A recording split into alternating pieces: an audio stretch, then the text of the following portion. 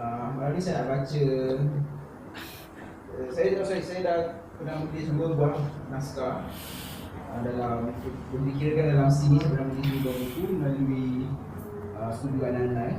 Satu buku judul Akademi Akademi, ini satu lagi View Saya Semakian. Saya akan membaca 2 buah artikel dari dua buah buku ni. Tapi kalau ada masa mungkin baca kurang lagi. So kita tengok macam mana. Okay.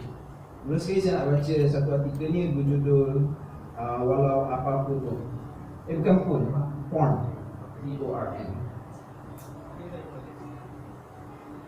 Budak-budak zaman sekarang ni aku kira kadang-kala tidak bersyukur.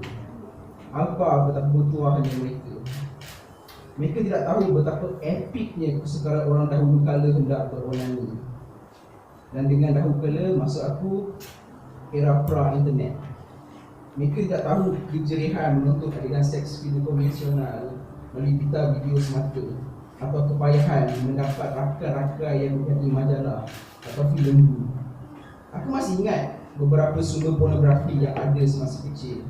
Kebanyakannya bukanlah pornografi secara definitif. Hanyalah adegan-adegan seks dari filem barat yang dapat ditonton melalui VHS. Maknanya kita video biasa lah.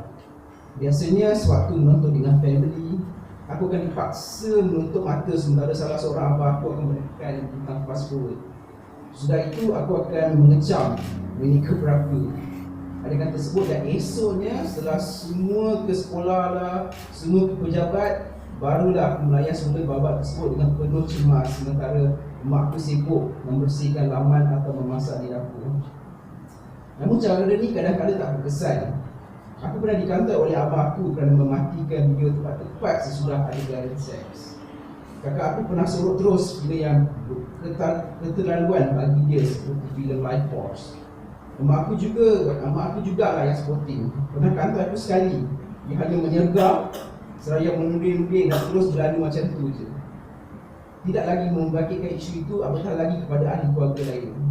Hingga kini aku masih tertanya sama ada benar itu adalah mak aku ataupun hanya malaikat yang datang menyelamatkan rohani anak kecil ini.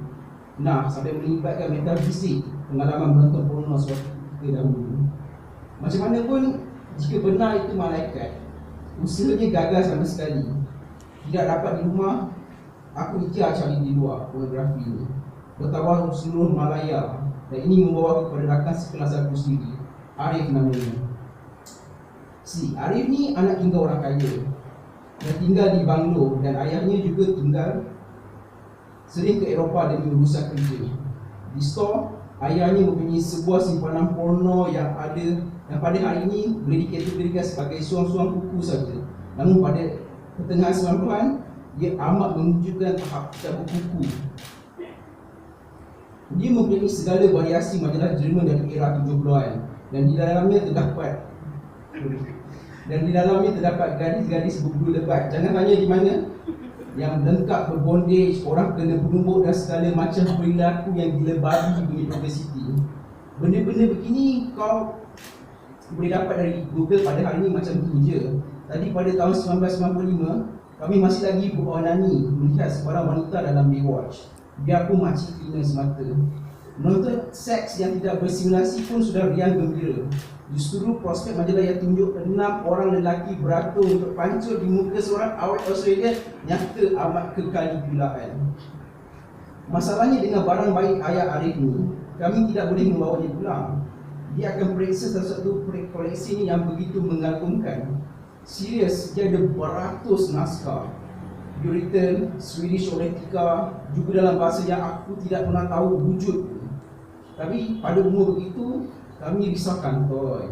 Kita video yang ada 2-3 pun kami tonton di ruang tamunya setelah orang gadisnya dihalau ke bilik. Aku masih ingat satu judulnya, Laura's Deluxe. Menontonnya 3-4 orang, kami lebih rasa janggal dari erotik. Walaupun seronok dengan apa yang dilihat, rasa janggung lebih meneruhi dengan masing-masing cuba kontrol orangnya tak setia. Namun setiap saat kami simpan kemas dalam memori untuk kegunaan di rumah pula. Kami boleh mendapatkan porno, tapi ia tidaklah selalu ada pada saat-saat yang kami idamkan. Sebagai anak muda yang sihat, Oh, betapa kami amat-amat memerlukannya. Seperti mereka yang berusia hampir 3 dekad, aku membesar dengan beronani pada katalog pakaian dalam dan majalah hiburan Malaysia. Aku mempunyai abang-abang yang bekerja di Kedudukan Malaysia. Aku mempunyai abang yang jadi kau bayangkanlah sajalah. Kau bayangkan sajalah stok majalah Hai, Mangga dan TV yang bagai tiada noktah di rumahku. Tidak tahulah jika hormat aku ketika itu lebih miliar.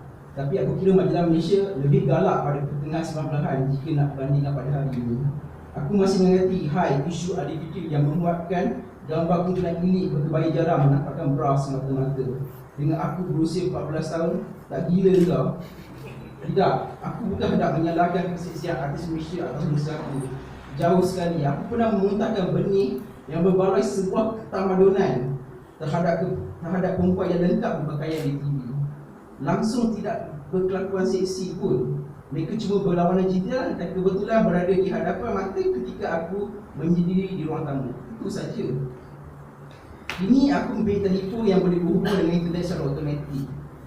Dan setelah menyentuh screen sekalipun, aku boleh mendapatkan persembahan seks bukan setakat hardcore tapi grindcore di genggaman pada bila-bila masa. Aku tidak perlu lagi memuaskan diri dengan mengacara berita TV pada tengah malam. Dengan macam itu saja, aku boleh cari tahap jelik yang berkenan di hati. Tekanan waktu, aku lebih banyak menandingi porno sebelum sarapan dari sepanjang tahun 1995. Heck, segala barang baik ayah Arif yang dalam simpanan itu boleh dimuatkan ke dalam sebiji iPhone.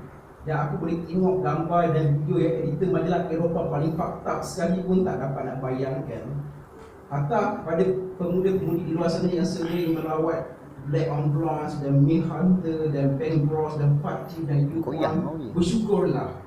Ketahuilah dikau bahawasanya pada suatu dahulu porno adalah komoditi yang sangat mahal.